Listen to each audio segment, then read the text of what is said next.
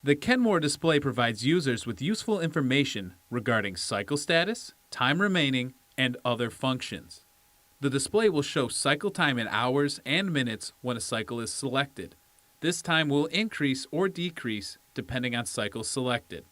Pushing the cycle button once will select the first available cycle. The cycle time will appear on the display. Press the cycle button additional times to advance through the available cycles. Once you've selected the correct cycle, push start and close the dishwasher door. Make sure to do this within 3 seconds of selecting your cycle.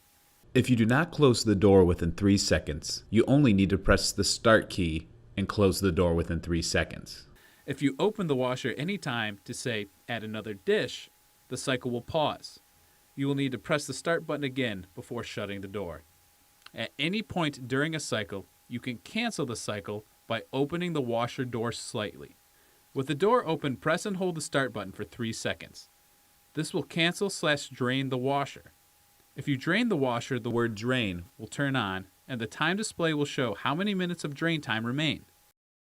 Shut the door within 3 seconds and the washer will start a drain cycle. Let the washer drain completely. The cancel drain light will turn off after about 2 minutes. Okay.